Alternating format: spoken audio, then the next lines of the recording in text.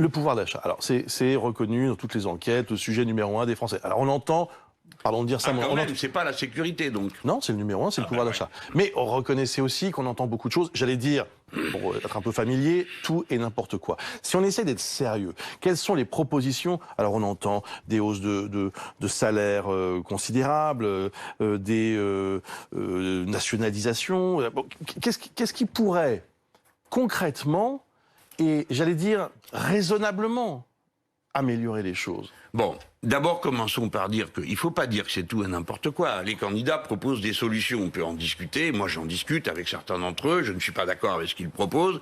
Et une élection, ça sert à ça, vous tranchez. Bon, la grande question, c'est de savoir déjà, vous dites l'augmentation des salaires, pardon, c'est une question qui est importante pour des millions de gens. Bien sûr.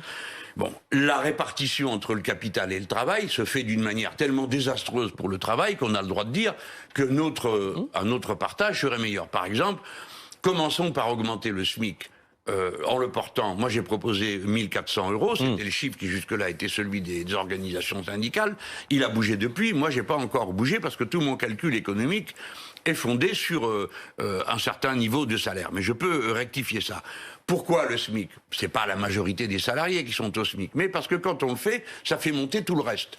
Donc c'est une manière de le faire monter. Mais commençons par dire ça. La répartition entre capital et travail est abusivement à l'avantage du capital, qui même pendant la crise a continué à développer des profits absolument vertigineux. Regardez, en ce moment, on est en train de parler de la crise qui résulte de l'augmentation du prix du pétrole, et la compagnie Total a multiplié ses bénéfices par 3 ou par 4, enfin bon, c'est absolument incroyable.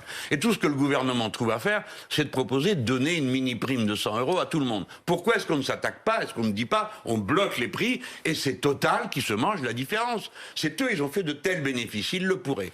Alors, ça c'est pour vous dire dans l'immédiat. Si vous permettez, je voudrais vous montrer que la question de ce qu'on a appelé le pouvoir d'achat, c'est-à-dire les revenus qu'ont les gens, il faut les rapporter aux dépenses qu'ils doivent faire. Dans certains domaines, les dépenses doivent augmenter.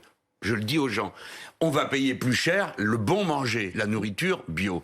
Donc il faut bien augmenter les salaires pour permettre d'avoir l'agriculture qui nous convient. Vous voyez que la question sociale, la question écologique vont ensemble. Ensuite, si vous avez des bons services publics qui marchent bien, si vous êtes logé dans un appartement où ce qui n'est pas une pétaudière où la chaleur s'en va, eh ben, vous dépensez moins. Donc c'est un projet économique global qui permet de dire vous allez vivre mieux ou vous n'allez pas vivre mieux. Moi, je suis attaché à cette idée, c'est pourquoi je parle si souvent de planification. Organiser, arrêter de faire du coup pour coup, la petite mesurette qui fait danser tout le monde, occupe tout le monde pendant 2-3 jours, et puis après vous êtes là avec la gueule de bois parce qu'il n'y a rien qu'à changer avec avant. Vous évoquez, au sujet des salaires, vous évoquez Total, et c'est vrai que l'exemple est criant. La PME qui a 4-5 employés au SMIC, à qui vous dites il faut passer le SMIC à 1 400, là ça peut poser des problèmes. Comment on fait? Alors, c'est un tout. Vous avez raison. Si on me dit vous allez payer plus cher et que le carnet de commandes reste le même, vous êtes mal. C'est la raison pour laquelle je m'étais autoproclamé candidat du carnet de commandes. Pourquoi? Parce que si vous développez l'activité, si par la politique de l'État, par ses interventions économiques, parce que pour l'instant, les agents privés ne savent pas le faire, ils ne savent rien faire, à part, je parle des très très grandes entreprises. Elles ne jouent pas leur rôle. Les entreprises du CAC 40, c'est elles qui devraient dynamiser la commande et tout. Je les ai vus un jour répondre, ah bah nous on peut pas parce qu'on voudrait connaître le marché. Mais le marché c'est vous. Alors évidemment, si vous ne mettez pas la main à la poche pour acheter des machines, faire des salaires, vous n'aurez pas le marché dynamique dont on a besoin. La petite entreprise, elle a besoin de visibilité. 1. 2, de diminuer sa contribution par l'impôt de toutes les manières qui soient ou par les cotisations sociales. 2. Alors si on veut faire ça, qui va payer? Réponse du gouvernement, les contribuables. Réponse de Jean-Luc Mélenchon, ceux qui ont le plus. Moi, j'étais pour faire une caisse de péréquation pour ce qui concerne les charges sociales. Et je reste sur cette ligne-là. Les petites entreprises, si nous dynamisons la demande, nous dynamiserons les petites entreprises. Leur problème, c'est pas le niveau des salaires, c'est la tâche qu'il y a à faire. Vous avez vu les chiffres du chômage? C'est pas mal, hein? Ça baisse oui, beaucoup. Je veux dire, ah oui, pour la propagande, c'est génial. Attendez. Non, c'est bien trouvé. Hein. Non, mais je reconnais. Quoi, les chiffres sont faux? Non, ils sont pas faux. Oh là là, comme vous y allez, monsieur. Là, vous me parlez de propagande. Tous les chiffres sont faux. D'accord, et j'ai raison, oui, ils sont vrais, et je dois immédiatement reconnaître. Non, alors, non, si expliquez-nous. vous comptez, regardez, sur ce plateau, on va dire, vous avez une barbe et pas moi. 50% de barbus parmi les Français. Ça vous va? C'est un bon chiffre, non? Bon. Bien sûr Non, mais... que. Eh ben oui, non, mais voilà la réponse. Dans les statistiques que vous avez une contradiction, si vous y regardez de près quand même.